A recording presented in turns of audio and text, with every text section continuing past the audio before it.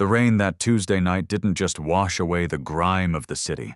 It brought a deadly secret to Thomas's doorstep that would violently upend his life. When a desperate, debt-ridden single father shelters a shivering, terrified little girl from a brutal winter storm, he thinks he is simply doing the right thing. But when dawn breaks and a fleet of menacing black SUVs surrounds his run-down apartment, he realizes this child belongs to the city's most ruthless billionaire CEO, and someone in her inner circle is trying to make the little girl disappear forever. The wind howling off Lake Michigan sounded like a wounded animal, tearing through the cracked weather stripping of apartment 4B. Inside, Thomas William Gable sat at a scratched laminate kitchen table, staring down at a pile of past-due notices that threatened to bury him faster than the snow accumulating outside. Thomas, a 34-year-old freelance carpenter, had hands calloused by years of hard labor and a heart heavily scarred by loss. It had been 2 years since his wife passed away, leaving him with a mountain of medical debt and their 6-year-old son, Samuel.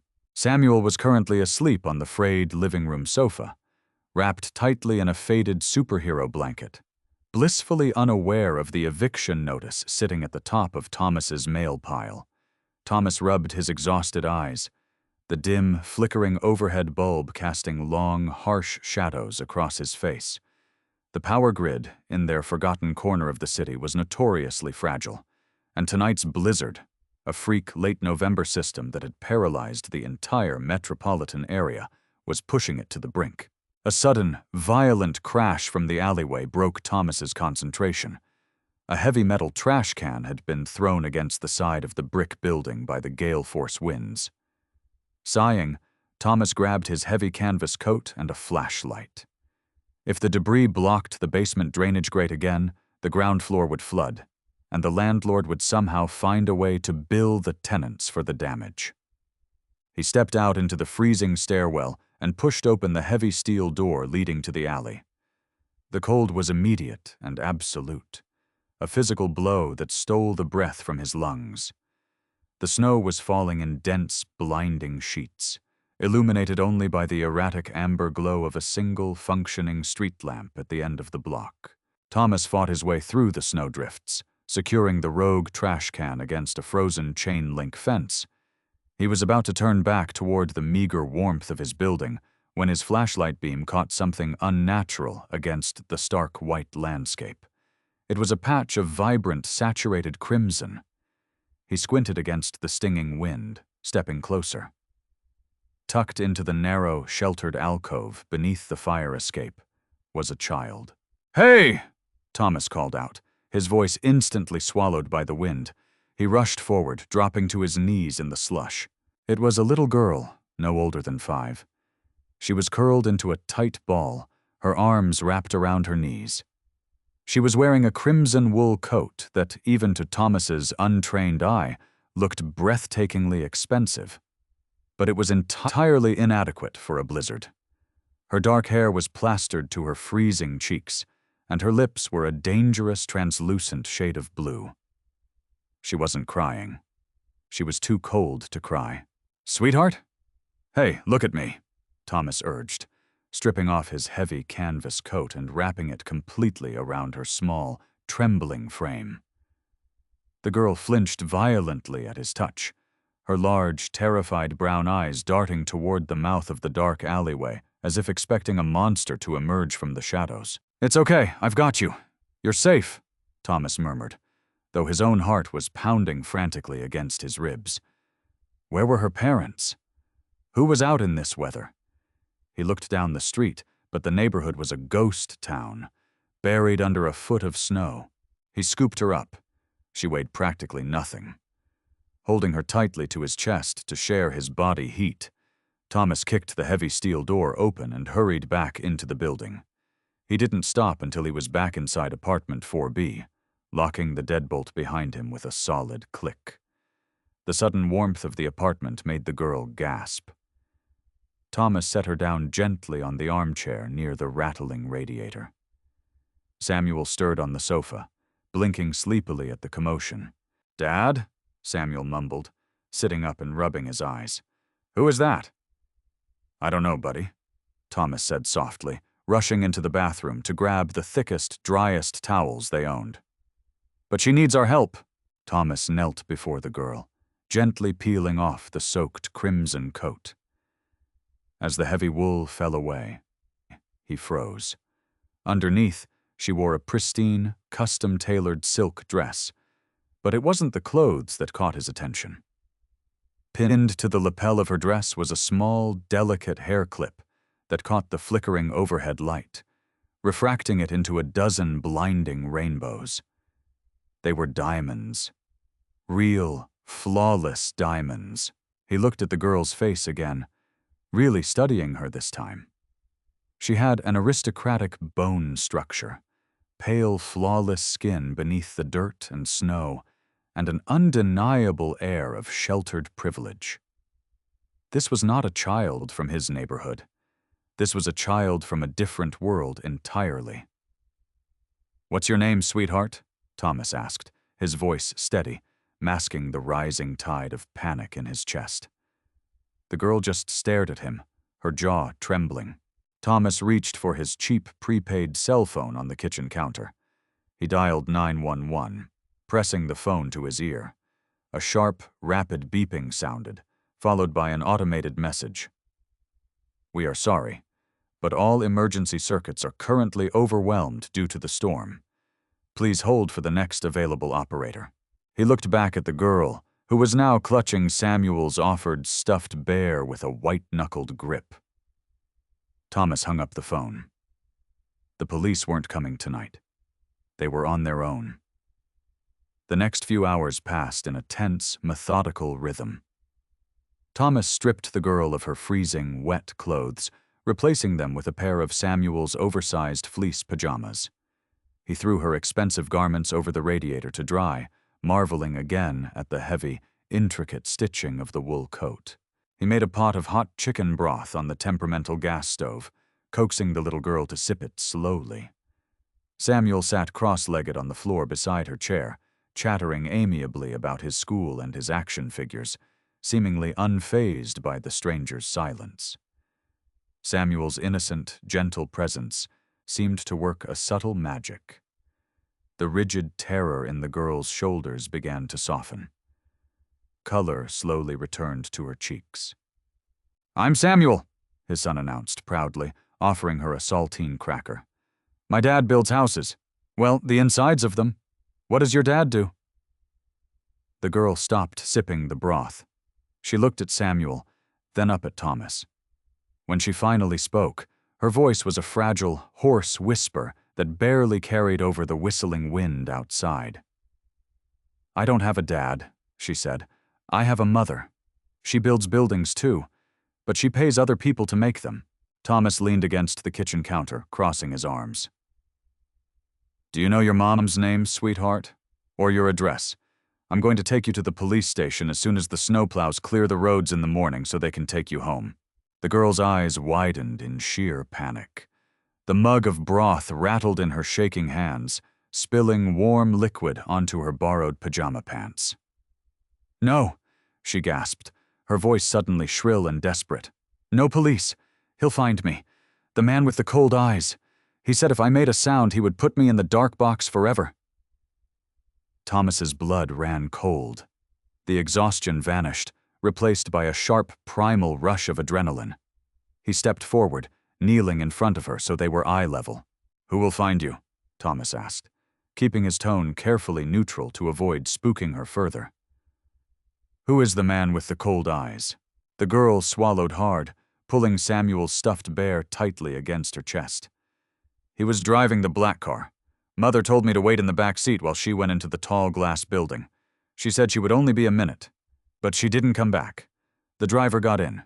He wasn't Charles. Charles is our driver. This man had a silver snake on his neck. He drove away really fast." Thomas felt sick. A kidnapping. A brazen, high-profile kidnapping right out of the wealthy downtown district. "How did you get away?" Thomas asked gently. "The car stopped," she whispered. "Another man got in. They were yelling at each other about money. The man with the snake said he wanted more. The other man got mad. They started fighting in the front seat. I opened the door and I ran. I ran into the snow and I kept running until I couldn't feel my feet anymore." Thomas looked at the crimson coat drying on the radiator. He walked over to it, running his hands over the thick lining. He felt a hard, rectangular lump stitched into the hem. Producing a small pocket knife from his toolbox, he carefully snipped the threads. A small, black GPS tracking beacon fell into his palm. Its red light was blinking steadily. They weren't just lost. They were broadcasting their location. "What's your name?" Thomas asked urgently, turning back to the girl. "Lily," she said softly. "Lily Taylor." The name hit Thomas like a physical blow. Verna Ann Taylor was the CEO of Taylor Holdings, a multi-billion-dollar real estate conglomerate that owned half the city's skyline. She was notoriously ruthless, fiercely private, and limitlessly wealthy. And this was her daughter. Thomas looked at the blinking tracker in his hand. If the kidnappers had put it there, they were coming for her. If her mother's security team had put it there, they were coming for her. Either way, someone heavily armed and highly dangerous would be arriving at apartment 4B very soon. "Samuel," Thomas said, his voice tight, "go to your room and pack your backpack. Put your boots on. We're leaving." "But Dad, it's snowing really hard," Samuel protested, though he obediently stood up. "Do it now, Sam," Thomas ordered, louder this time. Thomas moved to the window, peering through the frost-covered glass down to the street. The blizzard was finally beginning to break, the heavy snowfall lightening to a flurry. But the roads were completely impassable. No taxi or bus would be running. They would have to walk to the nearest precinct, which was over 2 miles away in sub-zero temperatures. He didn't have a choice. He grabbed his heavy coat from the hook by the door and started pulling Lily's dry, expensive clothes off the radiator. But as he reached for the doorknob to unlock it, the faint, crunching sound of heavy tires cutting through packed snow drifted up from the street below. Thomas froze. He moved back to the window, his heart hammering in his throat. 4 massive jet-black Cadillac Escalades were turning onto his narrow, neglected street, their high beams cutting violently through the darkness. They weren't struggling in the snow. They were heavily modified, chewing through the drifts with aggressive purpose. They rolled to a stop directly in front of his apartment building. The tracker. They had followed the tracker. Thomas turned back to the children. "Sam, take Lily into the bathroom. Lock the door. Do not come out unless I tell you to. Do you understand?" Samuel saw the genuine fear in his father's eyes and nodded silently, taking Lily's hand and pulling her down the narrow hallway. Thomas grabbed a heavy steel framing hammer from his toolbox on the kitchen counter. He stood in the center of the living room, listening to the heavy, synchronized thud of boots echoing up the building's stairwell. They weren't sneaking. They owned the world, and they were coming to collect what was theirs. The pounding on the door wasn't a request for entry. It was a threat. The flimsy wood of the doorframe splintered slightly under the force of a heavy fist. "Open the door, Gable! We know you're in there!" A deep, heavily accented voice barked from the hallway. Thomas gripped the handle of the hammer, his knuckles turning white. "I've called the police," he lied, his voice remarkably steady despite the adrenaline flooding his system. "They are on their way." "The police are busy pulling cars out of ditches, Mr. Gable," another voice said. This one was female. Sharp, icy, and vibrating with an authority that demanded absolute obedience. "Open this door immediately, or my men will remove it from its hinges. If you have harmed one hair on my daughter's head, I will ensure you do not live to see the sunrise. Verna Taylor." Thomas hesitated. If this was the mother, Lily was safe. But Lily's terrified description of the men in the car flashed through his mind. They were yelling about money. Slowly, Thomas unbolted the deadbolt and turned the handle, keeping his foot braced against the base of the door so it couldn't be forced open easily. He pulled it back just enough to look out. The narrow, grimy hallway was packed with enormous men in expensive, dark winter coats. They had the hard, flat eyes of professional violence. Standing at the center of the pack was Verna Ann Taylor. She was striking, with sharp, aristocratic features mirrored in Lily's face, her dark hair pulled back into a severe knot. She wore a tailored cashmere coat over a silk suit, her eyes burning with a terrifying mixture of exhaustion, rage, and raw maternal panic. Standing directly beside her was a tall, sharply dressed man with slicked-back hair and a veneer of polished concern. "Where is she?" Verna demanded, stepping forward and shoving the door against Thomas's braced foot. "Where is Lily?" "She's safe," Thomas said, not yielding an inch. "She's warm and she's unhurt." "Move aside, you piece of trash," the tall man beside Verna snapped, reaching into his coat. "Stand down, Richard," Verna ordered sharply, without taking her eyes off Thomas. She looked at the steel hammer in Thomas's hand. "You have exactly 5 seconds to bring my daughter to me, Mr. Gable, before this situation becomes violently out of your control. I found her freezing to death in an alley," Thomas said fiercely, meeting the billionaire's furious gaze. "She was running from the people who took her. She said a man with a snake tattoo grabbed her, and she said another man got into the car to argue about the ransom." Verna's eyes narrowed slightly, a flicker of confusion breaking through her rage. "A ransom? We haven't received a ransom demand." Thomas looked at the tall man. Richard. Richard's jaw was clenched tight, a bead of nervous sweat forming at his temple despite the freezing draft in the hallway. "Dad?" a small voice called out. Thomas turned his head. Samuel was peeking out from the hallway, Lily hiding timidly behind him. "Lily!" Verna gasped, the icy facade instantly shattering. She pushed hard against the door. Thomas let her in. Verna dropped to her knees on the stained linoleum floor, pulling her daughter into a fierce, desperate embrace, burying her face in Lily's dark hair. For a moment, the room was silent, except for the muffled sobs of the most powerful woman in the city. "Are you hurt? Did he hurt you?" Verna whispered frantically, inspecting Lily's face. "No, Mother," Lily said softly. "The man with the hammer saved me. He gave me soup." Verna looked up at Thomas, her eyes still swimming with tears, but the cold, calculating intelligence was already returning to her gaze. "You saved her." "I did," Thomas said, but his eyes were fixed on the doorway. Richard had stepped into the apartment, 2 of the massive bodyguards flanking him. "Thank God she's safe, Verna," Richard said smoothly, though his voice lacked any genuine relief. He took a step toward the little girl. "Come here, Lily. Let's get you home."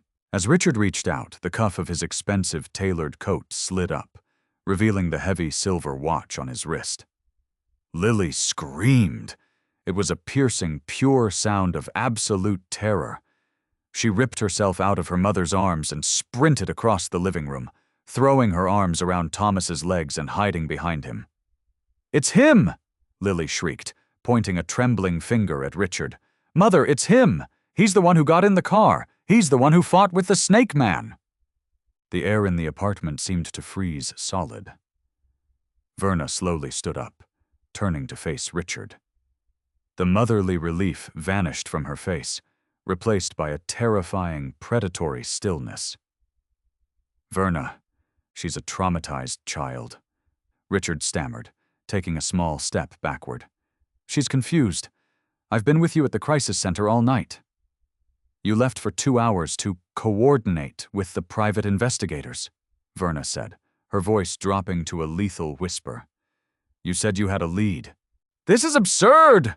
Richard scoffed, looking at the bodyguards for support. But the heavy men in the doorway hadn't moved. They worked for Verna, not him.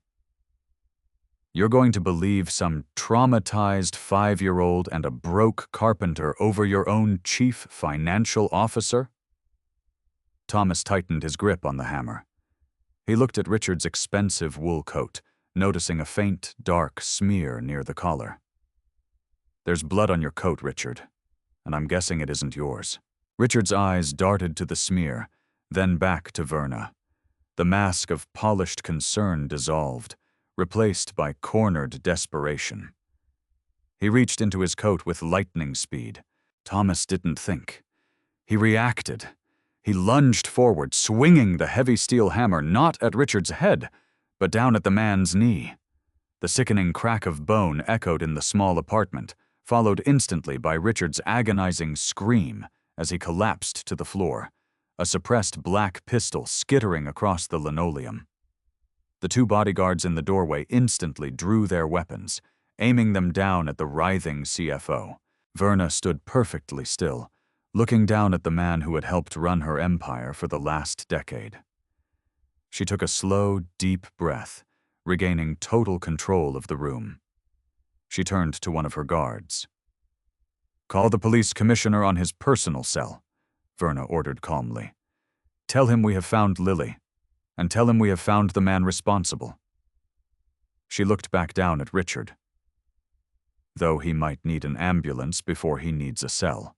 Verna turned back to Thomas, who was breathing heavily, his hammer still raised in a defensive posture. She looked at him, truly seeing him for the first time. She took in the crumbling apartment, the pile of past due bills on the table, and the fierce, protective stance of a man who had risked everything to save a child that wasn't his. "Mr. Gable," Verna said softly, the ice entirely gone from her voice. "I think you and I have a great deal to discuss." The blinding red and blue strobe lights of the police cruisers finally pierced through the dying blizzard, just as dawn broke over the frozen city. The narrow street below apartment 4B, usually populated by rusted sedans and overflowing dumpsters, was now a heavily fortified staging ground. The police commissioner himself had arrived, looking rumpled and thoroughly terrified of Verna Taylor's wrath, flanked by a small army of detectives who were currently sweeping the alleyway for evidence. Inside the cramped apartment, the tension had shifted from imminent violence to a heavy, exhausting silence. Paramedics had already loaded a cursing, pale Richard onto a stretcher, wheeling him out under the watchful eyes of Verna's heavily armed private security. Thomas stood near the kitchen sink, washing his hands with cheap dish soap, watching the pink-tinged water swirl down the drain. He had struck a man. He had shattered a man's knee. The lingering adrenaline left his hands shaking slightly, a tremor he desperately tried to hide by gripping the edge of the faux granite counter. Verna sat at the scratched kitchen table. Lily was fast asleep in her lap, her small face buried in her mother's cashmere coat. Samuel was asleep too, having collapsed back onto the sofa once the immediate danger had passed, clutching his toy bear. As Verna gently stroked her daughter's dark hair, her sharp eyes drifted across the table. In the chaos of the night, Thomas hadn't thought to clear away his mail. Verna's gaze fell upon the stack of papers. She didn't snoop, but the bold red letters of the eviction notice and the towering summaries of past due hospital bills were impossible to miss. Her eyes lingered on the name printed on the medical statements.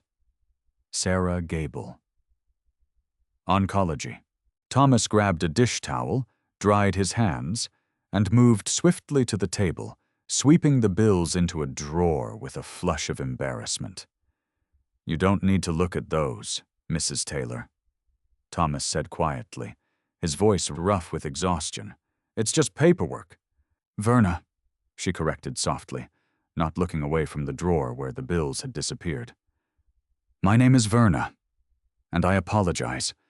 I wasn't trying to pry, Thomas, but I am accustomed to assessing the entirety of a situation, and it appears you are carrying a terrible burden."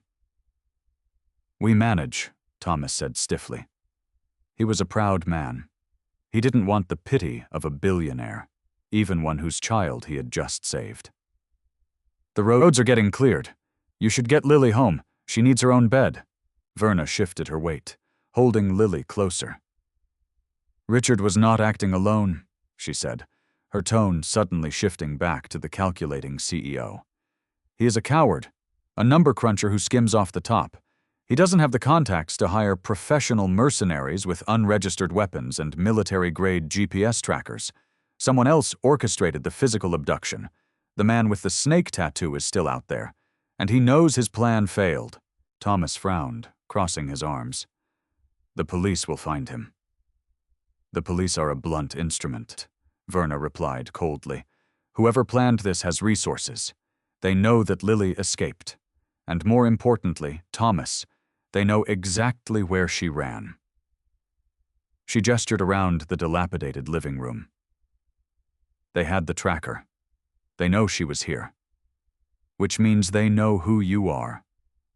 By shattering Richard's leg, you have inserted yourself into a very dangerous corporate war." A cold knot formed in Thomas's stomach. He looked over at Samuel, whose chest rose and fell in peaceful rhythm.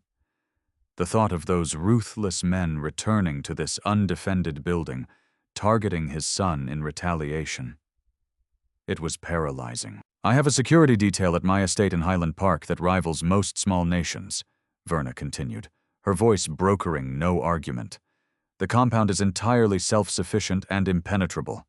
I am taking Lily there immediately, and you and Samuel are coming with us." Thomas shook his head, taking a step back. No, we can't do that.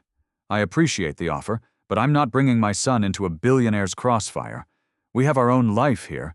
"Your life here?" Verna said, pointing a manicured finger at the drawer containing the eviction notice. "Is about to be padlocked by the bank in 3 days. Do not let your pride endanger your son's life, Thomas. You saved my world tonight. Let me protect yours, just until we find the man with the snake tattoo and root out whoever is pulling the strings. Please." It was the please that broke him. It wasn't an order from a CEO. It was a desperate plea from a mother who recognized another parent's terror. Thomas looked at his sleeping boy, then at the splintered doorframe hanging off its hinges. This apartment wasn't safe anymore. It hadn't been safe for a long time. "We'll need to pack some clothes," Thomas murmured in defeat. "Leave it," Verna said, standing up smoothly with Lily still cradled in her arms. "Everything you need will be provided. Charles has a second SUV waiting downstairs. We leave now." The Taylor estate was less of a house and more of a modern fortress masquerading as architectural art. Situated on 20 acres of heavily wooded, snow-covered cliffs overlooking the lake, the sprawling mansion was a masterpiece of steel, glass, and dark stone. As the heavily armored SUV passed through the imposing iron gates, Thomas noticed the discreet security cameras tracking their movement, and the armed guards patrolling the perimeter with trained attack dogs. For the first 3 days, Thomas felt like a ghost haunting a gilded cage. He and Samuel had been given an entire guest wing, complete with a private kitchen, a media room, and bedrooms larger than their entire old apartment. Samuel was in absolute awe, spending his days playing in the heated indoor pool or building elaborate forts with Lily in the sprawling conservatory. The two children had formed a fierce, unbreakable bond born from the trauma of the storm. Thomas, however, could not relax. His calloused hands craved work. He couldn't stand the sight of the private chefs and maids anticipating his every need. By the 4th morning, he had found a loose hinge on a massive oak door in the library. He had politely borrowed a set of tools from the estate's maintenance staff and was quietly repairing it when Verna found him. She leaned against the doorframe, watching him work. She was dressed in a sleek black turtleneck and trousers, holding a steaming mug of coffee. The dark circles under her eyes had faded slightly, but the tension in her jaw remained.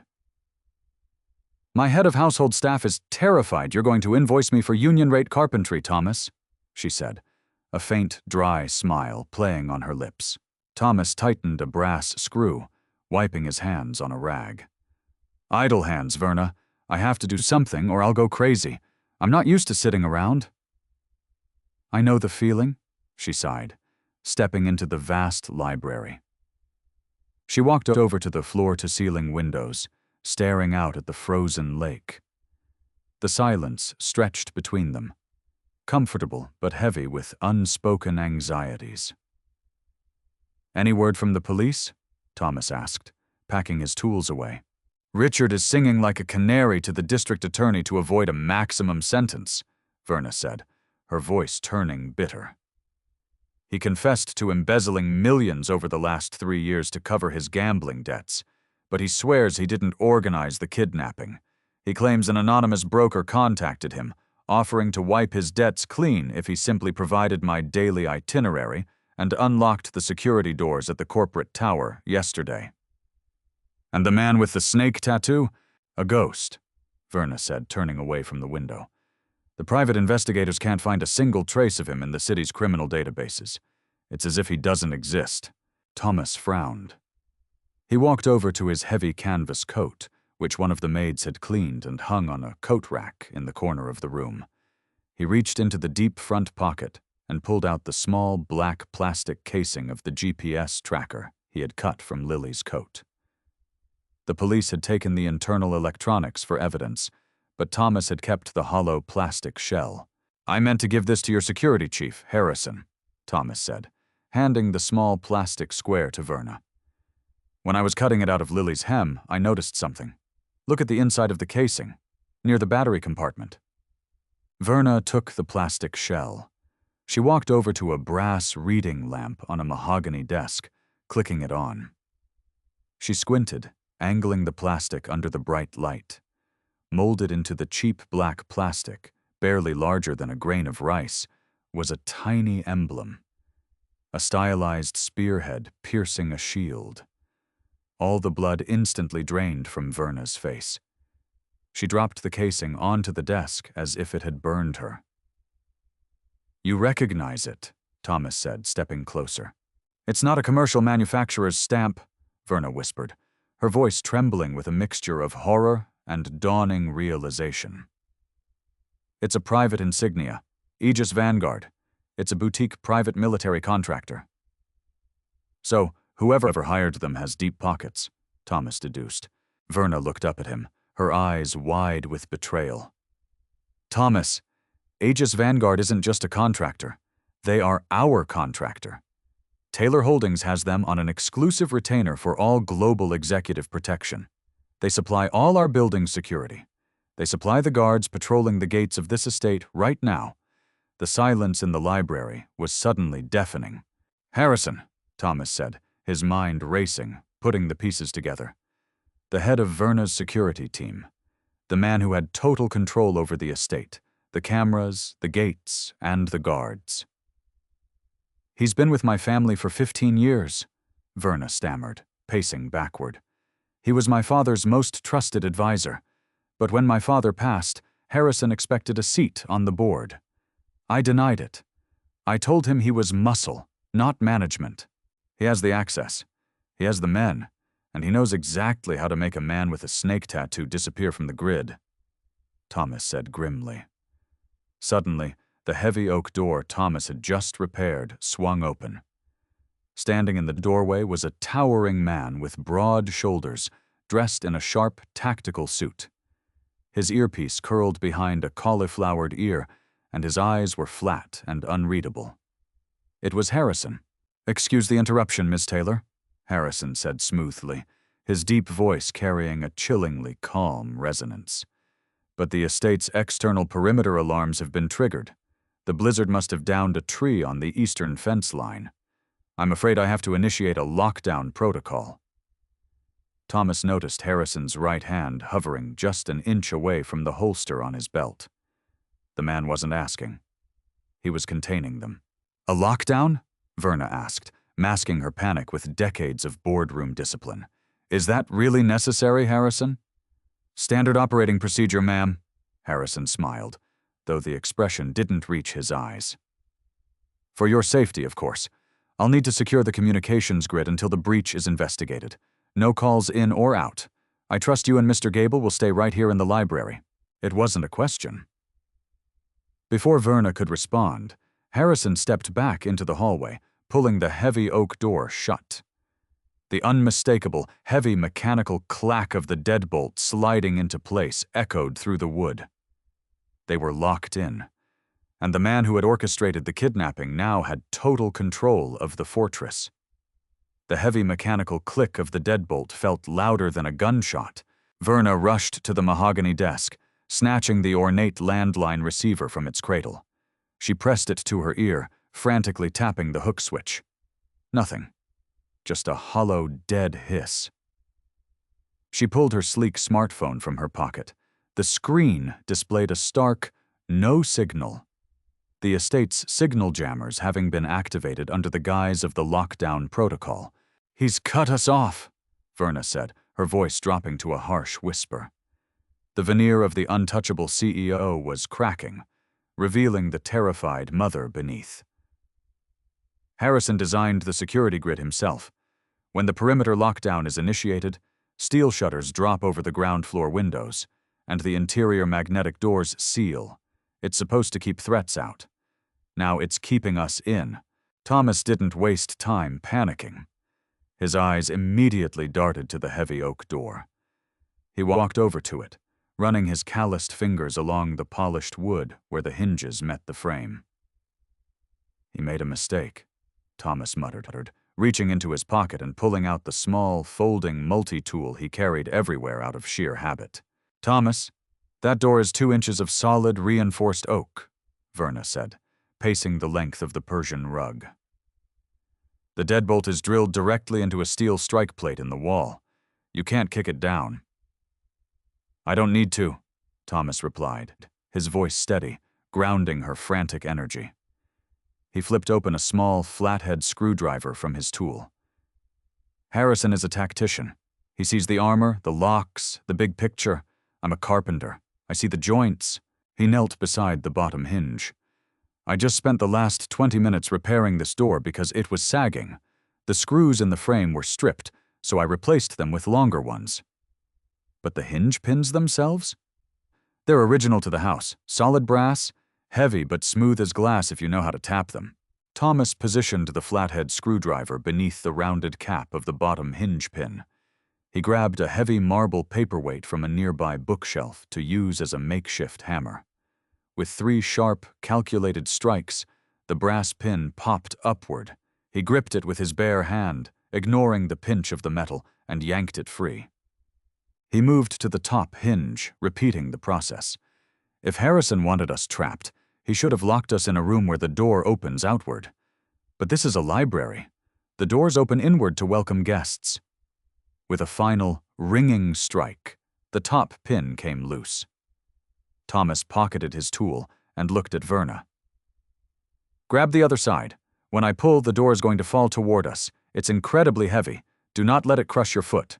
Verna nodded, her eyes hardening with renewed resolve. She gripped the edge of the thick wood. On Thomas's count, they pulled. The massive oak door detached from its frame entirely, listing inward with a terrifying creak before they guided it down, resting it gently against the interior wall with a muffled thud. The hallway outside was bathed in the eerie, blood-red glow of the emergency lighting. The usual hum of the estate was gone, replaced by an oppressive, suffocating silence. "The conservatory," Verna whispered urgently, stepping out of the library. "Lily and Samuel are in the glass house on the west wing. We have to get to them before Harrison's men realize we're out." "Stay behind me," Thomas ordered. He didn't have his heavy framing hammer this time, but he spotted a tall, heavy brass candlestick holder resting on an antique credenza in the hall. He unscrewed the heavy base from the stem, gripping the solid metal rod like a short club. It wasn't much, but it was better than bare hands. They moved like ghosts through the opulent, crimson-lit corridors. The sheer size of the mansion, which had previously felt alienating to Thomas, was now their only advantage. Harrison had dozens of men, but the estate spanned tens of thousands of square feet. As they approached the grand foyer, Thomas threw his arm out, stopping Verna in her tracks, pressing her back against the cool silk wallpaper. Footsteps. Heavy, tactical boots echoing against the Italian marble flooring. Thomas peered around the corner of the corridor. Two men in full Aegis Vanguard tactical gear were sweeping the foyer, their suppressed submachine guns raised. Between them stood a man not wearing a uniform. He was dressed in a dark, tactical sweater, holding a radio. As he turned his head to scan the staircase, the red emergency lighting illuminated the side of his neck. Coiling up from his collarbone to the base of his ear was a vibrant, meticulously inked tattoo of a rattlesnake. "The front gate is secured," the man with the snake tattoo barked into his radio, his voice a low, gravelly rasp. "Cobb here. We're inside. Status on the targets?" Harrison's voice crackled through Cobb's radio earpiece, but it was loud enough for Thomas to hear in the echoing foyer. "The mother and the carpenter are locked in the library. I have a team heading there now to neutralize them. The children were last seen on the security feed entering the conservatory. Secure the girl. Eliminate the boy. We frame this as a targeted hit by a rival cartel, a botched home invasion. Do not fail me again, Cobb." "Consider it done," Cobb replied, racking the charging handle of his weapon. He signaled to the two mercenaries. "You two, go to the library. Ensure Harrison's team finishes the job.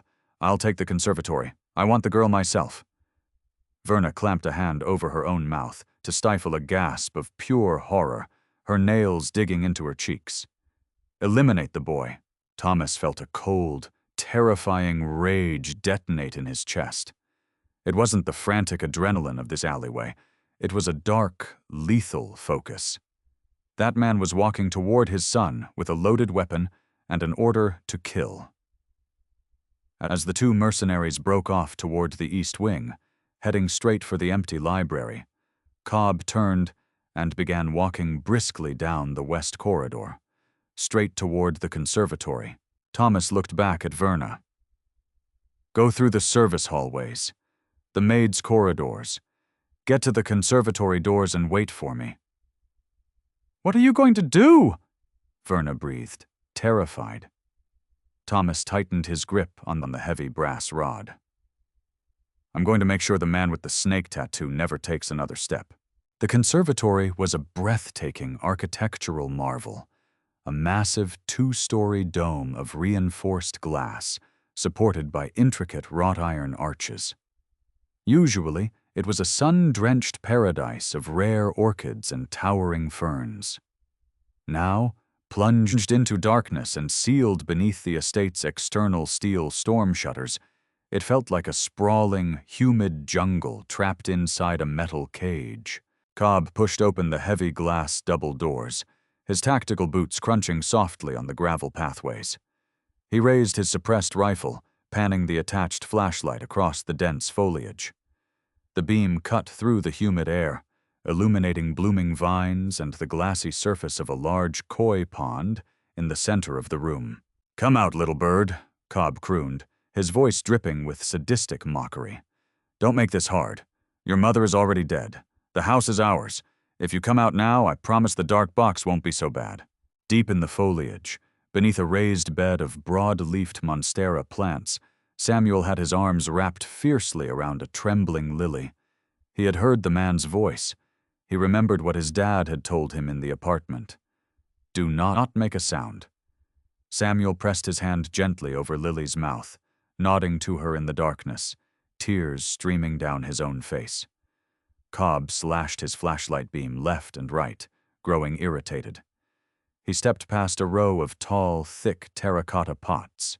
He never saw the shadow drop from the wrought-iron spiral staircase above him.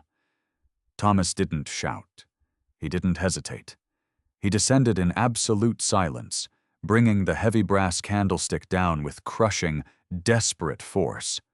The brass rod struck Cobb's shoulder, right on the collarbone. A sickening crack echoed through the humid dome. Cobb roared in pain, his rifle discharging wildly into the dirt as he collapsed to one knee. But Cobb was a seasoned killer. Despite the shattered collarbone, he spun violently on his good knee, swinging the heavy stock of his rifle upward.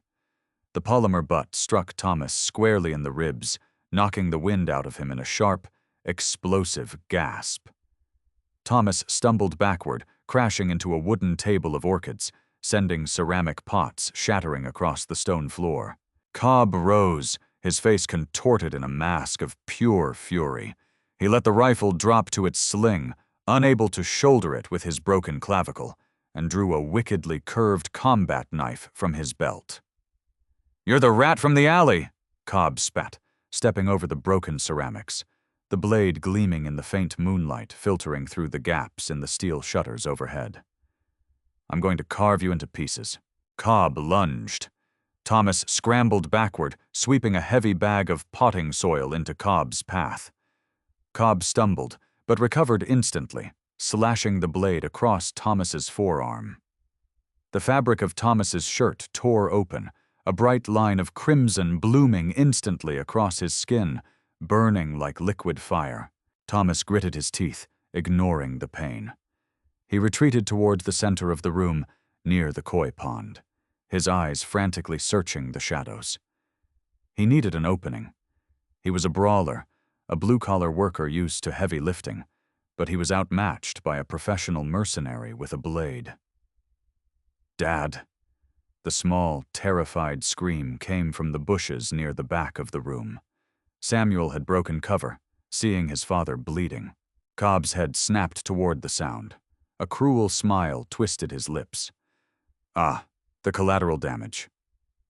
Cobb turned away from Thomas and took a deliberate step toward the bushes. The sight of the mercenary turning toward his son triggered something primal and unstoppable in Thomas. He let out a raw, guttural roar. He didn't run away. He charged directly at Cobb's exposed back. Thomas tackled the larger man at the waist. The sheer momentum carried them both off the gravel path and directly into the shallow, stone-lined koi pond. Freezing water splashed violently over the edges as the two men grappled in the darkness. Cobb thrashed, trying to bring the knife down, but Thomas had locked both of his calloused working-man hands around Cobb's wrist. The mercenary was strong, but Thomas had spent 15 years driving nails and hoisting lumber. His grip was an iron vice. They rolled in the freezing water, crushing lily pads and scattering terrified fish. Cobb drove a brutal knee into Thomas's already bruised ribs. Thomas gagged, his vision flashing white, but he refused to let go of the wrist holding the knife. "Die, you piece of trash!" Cobb snarled, twisting his body to gain leverage. Suddenly, a massive terracotta pot, weighing easily 40 pounds, dropped out of the darkness and smashed directly over Cobb's head. The pot shattered into 100 pieces. Cobb went instantly limp, collapsing face first into the shallow water, unconscious. Thomas gasped for air, pushing the heavy, inert body off of him. He looked up, wiping freezing water and blood from his eyes. Standing on the edge of the pond, breathing heavily with her hands covered in terracotta dust, was Verna. She had entered through the service doors just in time to see the fight. The untouchable billionaire CEO had just bludgeoned a mercenary with a flower pot to save a carpenter's life. "Are you all right?" she gasped, reaching down to grab Thomas's good arm, hauling him out of the freezing water. "I'm fine," Thomas choked out, clutching his bleeding forearm. He looked past her. Samuel and Lily were crawling out from beneath the foliage, rushing towards them. Thomas dropped to his knees, pulling Samuel into a tight, wet embrace. Verna did the same, burying her face in Lily's hair, sobbing quietly into the darkness of the conservatory. For a fraction of a second, they were safe. The snake was dead in the water, but the victory was violently cut short. The estate's massive public address system, hidden in the corners of every room, crackled to life. Harrison's voice boomed through the speakers, devoid of any feigned politeness. It was a cold, mechanical threat that echoed off the glass walls. "Verna!" My men have found the library empty. It seems Mr. Gable is more resourceful than his tax bracket suggests. But the estate is sealed. There are 30 armed men currently converging on your location. I am giving you one final chance to surrender. Walk out into the main corridor with the children. If you make my men come in there to find you, I promise you, neither you nor the carpenter will survive the extraction. The intercom clicked off, leaving a suffocating silence in its wake. Thomas looked at Verna. The blood was dripping from his arm, the children were trembling in terror, and the heavy, synchronized thud of tactical boots was already vibrating through the floorboards outside the conservatory doors. They had won the battle, but the war was right outside the glass.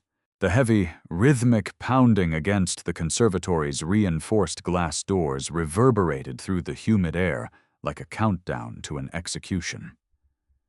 Through the frosted panes, the distorted, shadowy figures of Harrison's mercenaries were amassing, preparing a breaching ram to shatter the lock. Thomas ripped a long strip of fabric from his ruined shirt, wrapping it tightly around his bleeding forearm. He pulled the knot tight with his teeth, suppressing a groan. He looked at Verna, whose hands were still white with terracotta dust. Without a word, she walked over to the edge of the koi pond, bent down, and retrieved the heavy, suppressed pistol that had fallen from Cobb's holster during the struggle. She checked the chamber with a terrifying, practiced efficiency that belonged in a boardroom just as much as a battlefield. "My father insisted I learn to shoot," Verna whispered, catching Thomas's surprised look. Her eyes were hard, the terrified mother replaced entirely by the ruthless architect of an empire. "He said you never know when a hostile takeover might become literal. But we have exactly 12 bullets, Thomas. And there are 30 men on the other side of that glass. We don't need to shoot them," Thomas said, his mind shifting into the hyper-focused problem-solving mode that had kept him alive on dangerous construction sites for 15 years. His eyes darted around the massive, domed room, taking in the structural elements. "This place is a giant, sealed ecosystem. Where are the environmental controls?" "The mechanical closet beneath the spiral staircase," Verna pointed. "Why?" "Harrison locked the storm shutters down, which means this room is practically airtight," Thomas explained, moving quickly toward the closet, motioning for Verna and the children to follow. "If we can't fight our way out, we have to make it impossible for them to come in." He threw open the door to the mechanical closet. Inside was a massive array of industrial breaker boxes, heavy PVC irrigation pipes, and a towering cast-iron boiler system that regulated the ambient heat for the tropical orchids. Thomas pulled out his multi-tool. "Verna, when I was working on the library door, I noticed air vents in the floorboards. Older mansions usually have a central subterranean service tunnel for the heating and plumbing lines. Does it connect to the security hub?" Verna's eyes widened with sudden understanding. "Yes, the old coal tunnels. They run directly under the house to the sub-basement server room. That's where Harrison will be monitoring the cameras and controlling the signal jammers." "Where is the access grate?" Thomas demanded, prying the cover off the main electrical panel. "At the bottom of the drained fountain in the center of the room," Verna said, pointing toward a dry, tiered stone structure near the koi pond. "Get the kids in there. Pry the grate open," Thomas ordered, his hands flying across the wires. "When I say go, you climb down. Don't wait for me." "What are you doing to the boiler?" Verna asked, watching him wrench a heavy release valve on the side of the massive iron tank. "Creating a smokescreen," Thomas grunted, straining against the rusted metal. The valve groaned, then gave way with a sharp hiss. He quickly turned his attention to the electrical panel, crossing two thick, insulated wires. And a distraction. A deafening crash shattered the silence of the conservatory. The glass double doors caved inward, showering the gravel paths with thousands of glittering shards. "Go!" Thomas roared. Verna grabbed the children, sprinting toward the dry fountain. She hoisted Samuel and Lily over the stone lip, sliding down into the basin. With adrenaline-fueled strength, she hooked her fingers into the rusted iron drainage grate and heaved.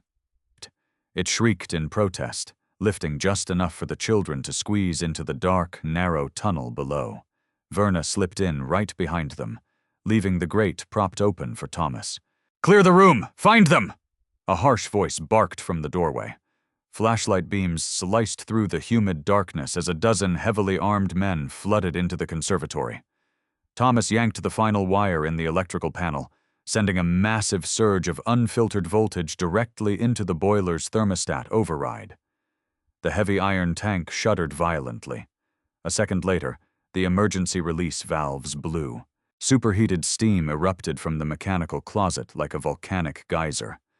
The scalding, thick white vapor filled the airtight glass dome in seconds, creating an impenetrable, blinding fog. The sudden, extreme spike in humidity triggered the conservatory's overhead fire suppression system, raining a torrential downpour of freezing water down onto the mercenaries. Chaos erupted.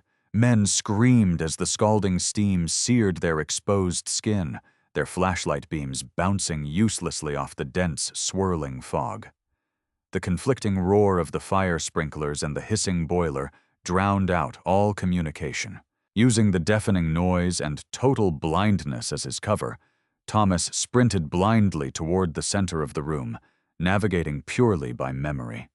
He felt the rough stone of the fountain vaulted over the edge and slid down the basin. His boots hit the iron grate. He squeezed his broad shoulders through the narrow opening, pulling the heavy metal grate shut over his head just as a barrage of panicked, blind gunfire shredded the tropical foliage above. Thomas dropped 4 feet into the pitch-black, damp service tunnel, landing hard on his injured arm. He bit his lip to keep from crying out. "We're here," Verna whispered from the darkness, her hand finding his shoulder. "Keep moving," Thomas gasped, pushing himself to his feet. "The steam won't hold them forever. Once they realize we're gone, they'll find the grate." They moved as quickly as they could through the narrow, claustrophobic tunnel, the air smelling of ancient dust and ozone. The concrete walls vibrated slightly from the chaos unfolding in the mansion above them. Samuel was holding Thomas's good hand in a death grip, while Verna carried Lily, the heavy pistol clutched securely in her free hand. They crawled beneath the literal foundations of the Taylor Empire for what felt like hours, though it was likely only 10 minutes. Finally, the tunnel began to incline, ending at a heavy steel maintenance hatch. Faint, blinking blue light seeped through the cracks. "The server room," Verna breathed, setting Lily down. "Harrison's command center." Thomas pressed his ear to the cold steel. He could hear the faint hum of heavy computer processors and the low, tense cadence of Harrison's voice, speaking into a radio. "He's alone," Thomas whispered, looking at Verna. "His men are tearing the house apart looking for us. He stayed behind to maintain the lockdown." Verna checked the chamber of the pistol one last time. "You open the hatch. I will handle the severance package." Thomas braced his boots against the concrete wall, hooking his good arm under the heavy steel latch. He looked at Verna, giving a sharp nod. With a violent heave, Thomas threw the hatch open. The heavy hatch crashed against the server room floor with a deafening metallic clang. Harrison, seated at a massive bank of glowing surveillance monitors, spun around in his leather command chair, his hand flying to the sidearm on his hip. But he was far too slow. Before his weapon even cleared the holster, Verna stepped out of the tunnel, extending her arms in a perfect, rigid firing stance. She squeezed the trigger. The suppressed pistol coughed sharply. The bullet tore through Harrison's right shoulder, a deliberate, agonizing shot that shattered his clavicle and sent his sidearm spinning across the polished linoleum floor. Harrison screamed, collapsing backward into the bank of servers, clutching his bleeding shoulder as he slid to the ground in shock. Thomas pulled himself out of the tunnel, hauling the children up behind him.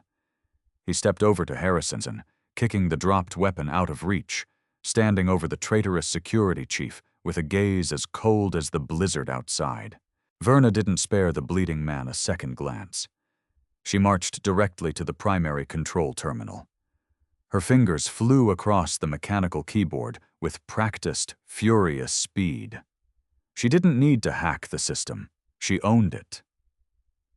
"Accessing mainframe," Verna said aloud, the cold CEO persona fully locked in place. "Overriding Vanguard security protocols. Initiating total system reboot." She slammed her hand down on the enter key. Instantly, the heavy, suffocating hum of the signal jammers died. Across the room, Verna's cell phone, which had been dead in her pocket for hours, erupted into a frantic symphony of delayed text messages, missed call alerts, and voicemails. The red emergency lighting flickered and died, replaced by the warm, bright glow of the estate's primary lighting grid. And above them, the heavy mechanical grinding of the external steel storm shutters retracting echoed through the walls. The lockdown was broken. Verna dialed a number from memory, pressing the phone to her ear. "Director Vance," Verna said, her voice echoing with absolute authority in the quiet server room. "This is Verna Taylor. Yes, I am aware my estate fell off the grid. I am currently holding the architect of a coordinated kidnapping and corporate coup at gunpoint in my sub-basement. I suggest you deploy a federal tactical team to my coordinates immediately. I will have the gate open for you." She hung up, dropping the phone onto the console. She looked down at Harrison, who was pale and trembling, the reality of his total failure finally setting in. "You're finished, Harrison," Verna said coldly. "And when I am done dismantling Aegis Vanguard in the courts, your legacy will be nothing but a cautionary tale in my company's orientation manual." 10 minutes later, the wail of sirens shattered the quiet dawn. Dozens of heavily armored FBI SWAT vehicles poured through the newly opened iron gates of the estate, swarming the grounds. Harrison's mercenaries, blinded by the steam trap and completely cut off from their commander, surrendered without firing a shot. The nightmare was finally over. An hour later, the sun broke through the heavy gray winter clouds, casting brilliant rays of golden light across the snow-covered grounds of the estate. Thomas sat on the tailgate of an ambulance parked in the circular driveway. A paramedic had just finished putting 8 stitches into his forearm and bandaging his bruised ribs. He was exhausted, battered, and shivering in a borrowed blanket. But as he watched Samuel and Lily sitting safely in the back of a police cruiser, eating warm donuts provided by a kindly officer, he felt a profound, overwhelming sense of peace. "They look like they've known each other their whole lives," a soft voice said. Thomas looked up. Verna was standing beside the ambulance. She had washed the terracotta dust from her hands and face, though her tailored clothes were ruined. She looked exhausted, but the terrified shadow that had haunted her eyes since the alleyway was gone. "Trauma bonds quickly," Thomas said with a weary smile, scooting over to make room for her on the tailgate. Verna sat beside him, pulling her cashmere coat tighter against the morning chill. She stared out at the sprawling, beautiful, terrifying estate she had built. "My assistant just informed me that your landlord has been contacted," Verna said quietly, not looking at him. "Your back rent is paid in full, as are all of your medical bills. The debt is gone, Thomas." Thomas stiffened slightly, his blue-collar pride flaring up automatically. "Verna, I didn't do this for a payout. I didn't save Lily for money." "I know that," Verna said, finally turning to look at him, her dark eyes entirely sincere. "You did it because you are a good man. The kind of man I didn't believe existed anymore. The kind of man who runs into the dark to save a child who isn't his." She reached into her pocket and pulled out a heavy, embossed business card, pressing it gently into Thomas's good hand. "I don't trust my board of directors. I don't trust my security firm. This entire empire I've built feels like it's made of glass, just waiting to shatter again," Verna said, her voice softening. "I need someone I can trust. Someone who knows how to rebuild things from the ground up. I want you to oversee the total reconstruction of this estate's security infrastructure, and I want you to run the new private contracting firm I am going to build to replace Vanguard." Thomas stared at the card, then up at the billionaire CEO. It wasn't charity. It was a partnership. It was a new life. "I'm a carpenter, Verna," Thomas said with a slow, disbelieving laugh. "I build cabinets." "You built a trap that took down 30 trained mercenaries," Verna countered, a genuine warm smile finally breaking across her face. "You protect people, Thomas. That's what you do. And Lily and we need someone to help protect us." Thomas looked over at the police cruiser.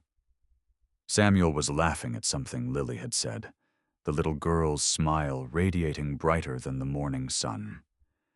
He looked back at Verna, seeing not a billionaire, but a mother who had fought just as hard as he had to keep their children alive. "All right," Thomas said softly, closing his hand over the business card. "Let's get to work." Did this heart-pounding story of a father's sacrifice and a mother's fierce love keep you on the edge of your seat? If you loved watching Thomas and Verna take down a mercenary army to protect their children, smash that like button, share this incredible story with your friends, and subscribe to our channel for more thrilling, real-life drama. Leave a comment below telling us what you would have done in Thomas's shoes, and don't forget to hit the notification bell so you never miss an update.